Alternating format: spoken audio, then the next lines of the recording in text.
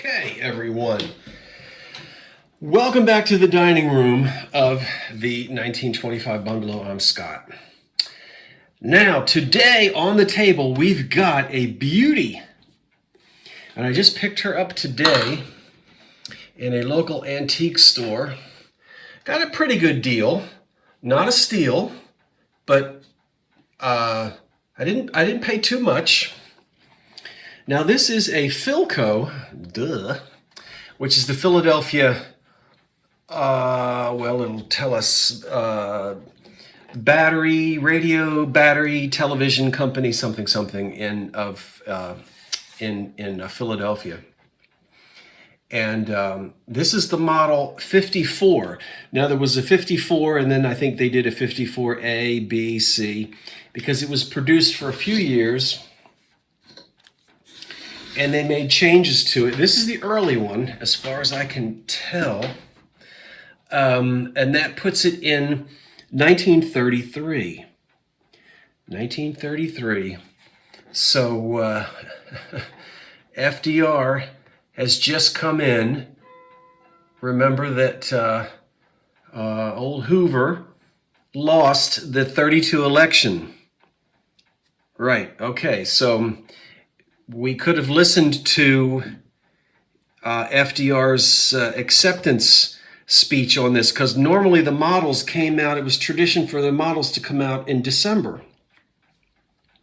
You know, like they do with the automobiles. They always come out just beforehand. So it's a 1933 model, but it might have been available for sale to the public for Christmas of 32.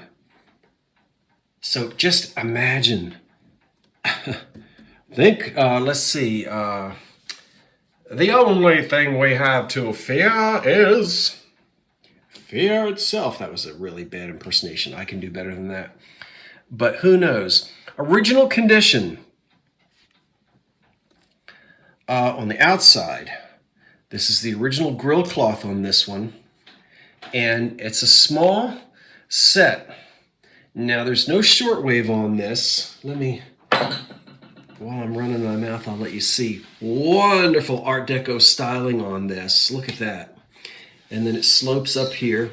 This is the grill holes in the top are to let the heat out from the vacuum tubes, because this is called either a toaster model. For obvious reasons, it looks like a toaster. Or sometimes they call it a cigar box. But it's a little compact guy, which would have been more affordable in those horrible years, those early years of the Depression. But a handsome cabinet. And we've got, as I said, the original finish, very streamlined. And this is walnut veneer here on the front. The later models have a photo finish on them. And this is inlay. Now, this is all wood. This is not a photograph. This is all inlaid wood on this cabinet. Are you seeing that? Oh, how they made things.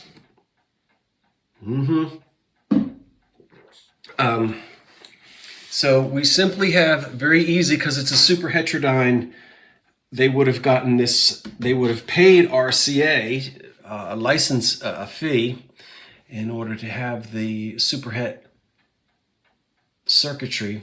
I don't think the patents had ended yet. So we just have on, off, and volume here. What a wonderful, I love the click. Listen to that.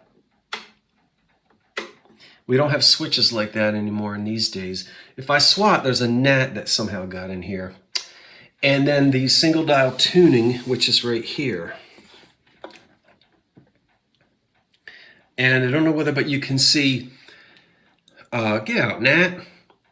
Underneath here is the old, I'll tell you what, that gnat, the indicator, and okay, and so these will light up. These will light up an orange color, and this will be beautiful when this is lit up. Sort of an orangey amber color. All right. Let's see what we've got on the back.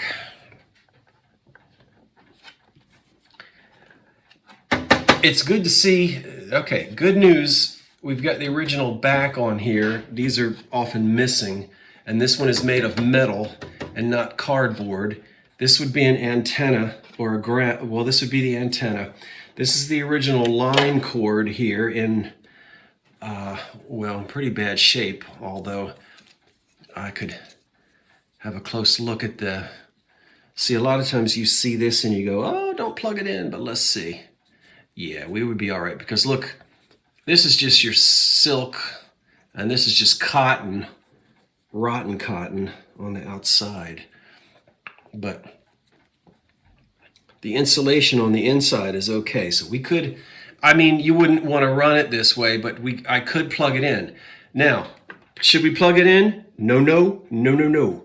And I've been teaching you, when you find these old radios, if you ever want to get it working again, don't plug, everybody says, does it work? Does it work? Don't plug it in. It might work for 5 or 10 minutes. It might work for a couple of hours. Might not work at all, but you're going to cause damage to it. Get it to somebody who can do a restoration on it. And don't plug it in. Now, I don't know what's going on over here. This, that's an old, see, I don't have the schematic. I do not know what this is. And I don't have, as I said, I don't have the schematic for this. And this looks old here, but this is weird. This is a toggle switch and it says sound. I'm going to have to really, that's, at the moment, that's kind of stumping me without the schematic, but we'll get it open and we'll see. Now under here, okay. I hope I can get it to where you can see it. All right, Philco radio, universal super heterodyne. There we go, chassis type 54. Yep. 115 volts, 50 watts, blah, blah, blah. Philco Radio and Television Corporation, Philadelphia, Pennsylvania. Used nothing but Philco tubes in this receiver for 100% balanced unit performance. Well, let's get the back off of it and just take a look at what we've got inside. Now, I don't have my little screwdriver kit with me, so I'll do the best I can with this. We've got different screws back here, so, oh boy, that's not unusual. You have to get in here to change the tubes, of course, so it would be unlikely that since 1933, nobody has been inside of this thing, and somebody's been in it, of course. But I'm dying to find out what we've got going on down here. They had, now there's no FM yet, and they're working on television. As many of you will know, but the war put a stop to that. We would have had TV a lot earlier had it not been for the Second World War. That postponed things by several years. All right, let's get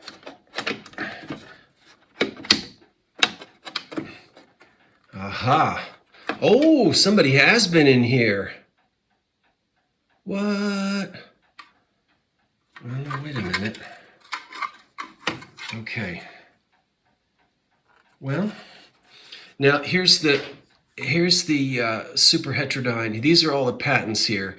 Yeah, and see, they're still licensing. They're still paying RCA. Yeah, because Armstrong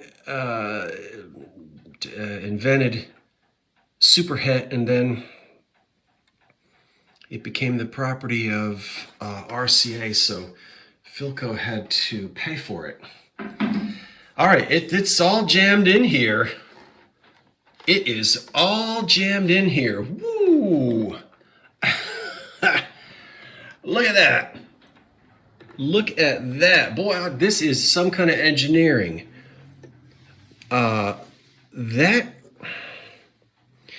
Okay, so we've got, now most of you're going to have all the filter capacitors down here are going to need to be recapped. The whole thing will have to be recapped. You got to get into it and put a meter on it and test it and all that. But it is clean inside. Look at, there's the old dog bone capacitors in here, back here. We've got tubes down in, these are insulators. So you only see you only see 3 tubes, a detector. That might be the detector there. And then amplification. See, we've got a tungsole tube there, and this looks like but we've got another tube in here, which you can't see, and another tube here. Okay, 1, 2, 3, 4, 5. So typical 5-tube set. And look how they've got the transformer up here. The tuning capacitor is back here behind this can. And then this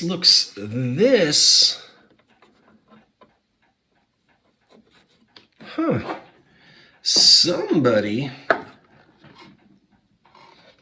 has been in here. Oh, because I can't read this. This says sound silent. This is new to me.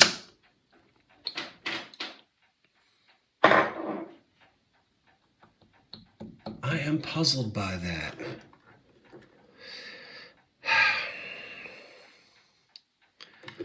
Okay, we've got 2 tuning condensers. There's the indicator light right there for the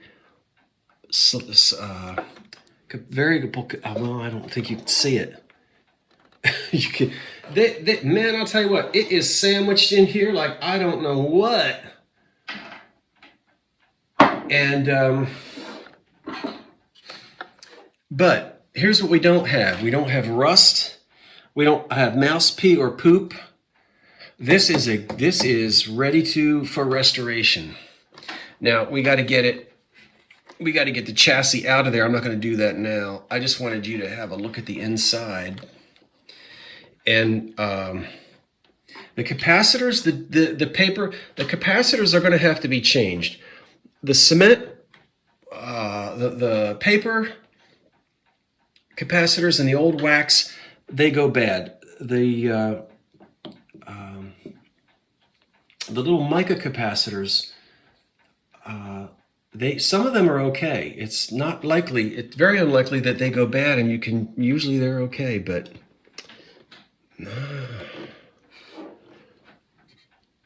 it looks like we've got a good speaker cone. This is let's just get one of these out. Sometimes they write the dates on these when they're tested or replaced. These are not Philco tubes. Yeah, that's a Sylvania tube. So this has had service. This has been serviced. All right, 25Z5. This is a tungsole. Let's get this out of there. I hope I didn't. Let's see if we can get this one. These are the, come on now. You're on TV. Let's not mess it up. It's clean in here. Somebody has really been in here. Yeah, there's a tungsole. All right, now you can see a little bit more. But the Philco transformer is original. Here that you can see the capacitors here for tuning. They freely move. But the paper condensers and whatnot are going to have to be taken out. Someone has come in and replaced you see this can here? There would have been another one just like it here. It must have been open. So someone came in and they did a good job. But this is electrical tape. This is a modern one, but they put this in so that, but yeah, that's a replacement. I am still puzzled as to this stuff here, but that's going to be part 2 or part 3. Well, she is a beauty. All we're going to need to do to the cabinet is a little bit of wipe her down with some old Johnson's wax. And you know, sadly we can't get Bing Crosby anymore. There ain't much on AM these days. You know, you might get a good sermon once in a while, but you usually get a bunch of radical politics. Let's not talk about that, but sometimes you get some extreme stuff. You might get a couple. We might still get one of the old stations out of Philly or New York here. But that's it. I wanted to show you. Okay, so 1933, and it's a beauty. Thanks for watching, everybody. I'll keep you posted. We'll be seeing this one again sometime soon. Well, that's it for now for this radio talk. Thanks for watching, folks. I'm Scott from the Old Curiosity Shop. So long for now. Oh, I wish we could tune in Ruth Etting. 10 cents a dance, that's what they pay me. Or Russ Columbo.